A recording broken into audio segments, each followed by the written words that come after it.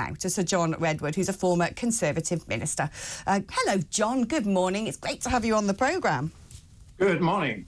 So what do you think that meeting was all about? Do you think there's some sort of tacit understanding that, you know, someone in 5 or 6 or, you know, some number cruncher somewhere in number 10 has said to Starmer, you better go and break bread with Trump because he could soon be in the White House?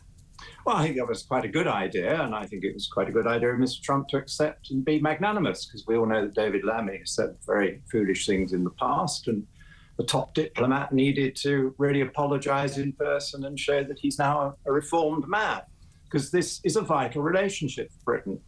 And this race is on a knife edge. It could be Harris, it could be Trump. And I think it was a very sensible thing, given that the Labour Party has been so anti-Trump for so long, for their leader to say, well, now I'm Prime Minister, I recognise I've got to get on with this man because he could be President quite soon.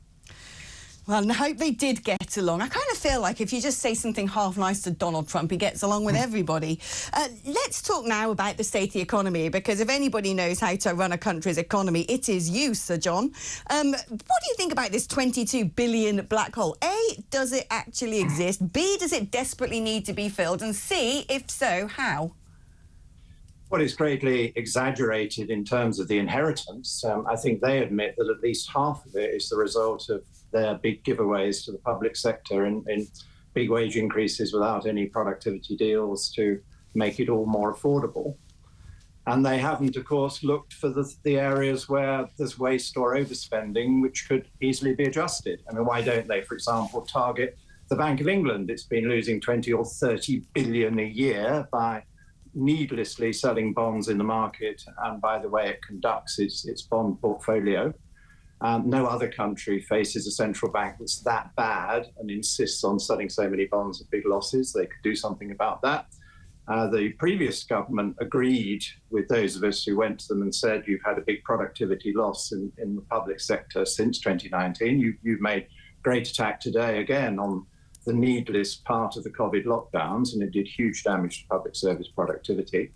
Even the Treasury's bean counters say that we've lost 20 billion every year because we're not working as smartly as we did in 2019 in the public sector. I think the true figure is probably nearer 30.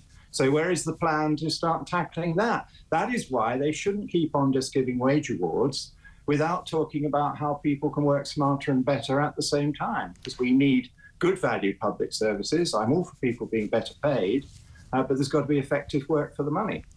Wow, 22 billion lost per year on public sector productivity. That is absolutely staggering. And you've got this Labour government saying, oh, I know, we're going to bring in more workers' rights, so you can claim sick leave from day dot when Gen Z is already too scared to pick up a phone or see someone face to face. That's going to help the situation. And more people can work from home. I don't get it.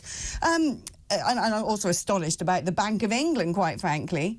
Let's talk now about Robert Jenrick, who has said that he would ban visas for India and other countries that do not take back migrants. Again, that should be a commonsensical policy. Perhaps he should also talk about not giving foreign aid to countries who refuse to take back people who are trying to deport. You know, I agree. And I think Robert Jenrick is the best of the 4 candidates. He was the one, after all, the only one of the 4 that saw that the last government was making a complete mess of migration and had not carried out its promise of reducing it, but had put it up massively. And he kept up opposition with some of us to the government, saying you've really got to change and improve your migration policy, not just on the small boats, but also on legal migration. I've been a strong opponent for years of just inviting in an awful lot of cheap labour and giving them the minimum wage so that the employers feel they've got cheap labour. But the state, of course, has a huge liability because these people need houses. They need school places for their children. They need NHS capacity when they arrive and while they're here. And so there are massive state costs. So I've always wanted us to have higher wages, higher productivity, more training, more support, more investment in computers and robots to assist people in their jobs so that we can get more of the several millions of people of working age into the workforce who say at the moment they can't work. You know, I've always wondered what would happen. if all of a sudden the government turned around and said, right, that's it, we're capping immigration. Yes, we'll carve out, sort of exceptions in very few sectors. So for that, I'd say things like the NHS, where you can't turn around and suddenly go, right, we're just going to run out of doctors, who cares? But when it comes to people picking fruits in fields and stuff like that, you don't need skills. You don't even need to speak the language, right? So any old Joe can go and do that, surely. And I've always wondered, if a government did actually dare, rather than sit around in cabinet and when they're discussing, we need to bring back migration to sensible numbers, then the Department for Biz goes, oh yeah, but hospitality. And then the health secretary says, oh well, doctors, nurses, care home workers. And then the DEFRA minister says, oh yeah, but agricultural workers. And everyone carves out their own little exceptions until the point that, guess what, anyone can come. I wonder if all of a sudden, bar, let's say, the NHS, if we did turn around and said, right, that's it, we put a cap on immigration, what would actually happen? Thinks that most businesses would actually adapt. Yeah, well, of course they would adapt, and some of them would invest in more technology. Fruit picking is an example where we can mechanise more and we can plant and grow in ways that are much easier for people or machines picking. But I think we've got the answer of what you can do, because the one success that the last government had in this field was we had a huge shortage of trained drivers to do vans and lorries when everybody went online over COVID, and then the online delivery system still needed a lot of people when we came out of lockdown.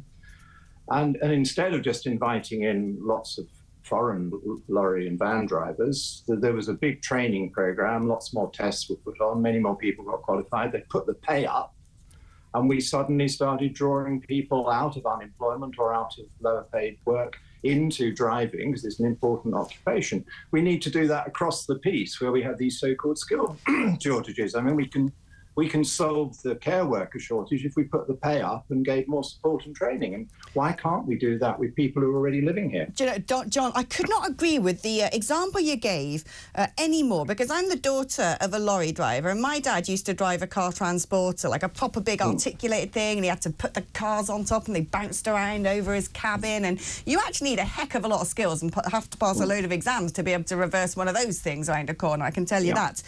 And he was the one who got me into Brexit, big Thatcherite, and he actually, despite his politics, was in the union campaigning against so many foreign workers coming in who didn't have to pass the same exams, who didn't have to, abide by the same rules, who weren't paying road tax, coming in and working for far less money and pushing his wages down and pushing people into redundancies. And it broke my heart during COVID when actually, first of all, lorry drivers were treated like absolute scum.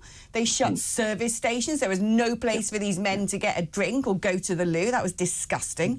And then after all, when all the sort of foreign lorry drivers went home, they said, oh, wow, we can magically put up the salaries to something like 95k. And my old dad with his bionic hips would never, be able to see the day where he would have got that level of pay. So I think that's a brilliant example you just gave there. I want to talk about... Well, and I and others said, why don't we improve the facilities? If you want more people and different types of people to join the occupation, then they do need proper rest places and places where they can stay overnight if they're on long distance, and decent cafes and all that kind of thing. And there's been some of that improvement going on. You've got to back your workforce and look after your workforce, and then you will be able to recruit. I mean, let's talk about that, because one thing that the Labour Party keeps saying is there will be no tax on workers, which I kind of think is a bit of a red herring, a bit of a misnomer, because you can't tax money that hasn't been earned, really. That's quite hard to do. Everything at some point's been earned down the line. But this sort of suggests to me that they're going to go down the route of capital gains tax. And there's a lot of people extremely worried about this. There are some people who their way of making money is via capital gains tax, whether you're in the property business or so forth. What do you think will happen if they do decide to increase capital gains tax, or indeed put it in line with income tax? Well, I mean, they're looking at a series of wealth taxes, aren't they? And capital gains, inheritance tax and so forth. And the results are very obvious when you look around the world, that if you put these taxes up too much, the better off people leave, companies leave, they don't want to do business here, they don't want to invest here. There's a good story out today about the non-DOMs, that even the Treasury now thinks that the non-DOM proposals are too penal, and so instead of us getting more revenue by increasing the taxes on them, many more of them will leave and we'll end up with less revenue. And it's that kind of stupidity which you can get into if a government really believes that all these rich people and successful companies are just queuing up to pay more tax in Britain, because they're not. I wonder, actually, if they put the concept of increasing capital gains tax to the newly reinforced steel-cladded OBR, where the OBR would say, well, if you try and do that, all of your plans to stimulate the housing market could well fall to smithereens. Well, indeed. I mean, I think there's obviously people rushing for the exit from assets at the moment, particularly in buy-to-let properties, I understand, because with extra regulation of landlords coming, as well as the possibility of higher capital gains tax, people who thought that was going to be their pension provision, they bought one or two properties to let out, are now selling them because they just don't like the uncertainty and the possibility that they'd end up losing money as a result of all of this. Yeah, it's fascinating stuff. And do you think they actually know what they're going to do in this budget? They've pushed it back as far as possible. I think they've sort of generated much of this £22 billion of debt themselves with some of the big schemes they've already come out with, GB Energy, public sector pay increases, suddenly dealing with the asylum problem by processing everyone and giving them right to remain, etc. I think they've kind of like turned and said, oh, 22 billion black hole because, oh, we done it. But do you think they actually know what they're going to do? Because I get the impression they don't. No, I don't think they have a clue. I think they were very good in opposition and they were very good at complaining at any misdemeanour or allegation about Conservatives. When they get into office, it turns out they don't think any of those rules apply to themselves, and they're spending an awful lot of time fending off criticism of how they've behaved. And you discover they don't have a plan. I don't think they have a plan for exactly what taxes they're going to impose.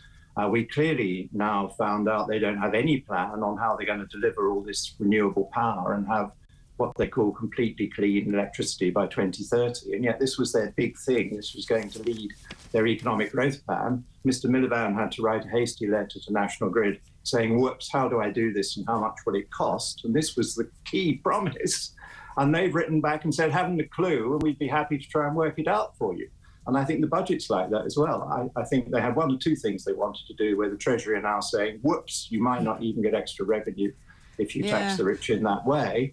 And they're now hoist with their own petards. If they really believe they've got to find 22 billion of extra revenue, I just don't think they're going to make it. No. So I suspect they'll end up changing the rules on how you present the figures. Well, ironically, if the OBR lets them do any of it as well, seeing as they're the ones who seem to be able to mark the homework and decide what's allowed or not. So, John, it's fascinating talking to you. It really is. I wish you would come back and be our Chancellor in some way, shape or form. If I could invent a fantasy cabinet, Redwood would be right in there in the Treasury. That man was the man who gave Margaret Thatcher some of her best ideas during our boom years. Bring him back, I say.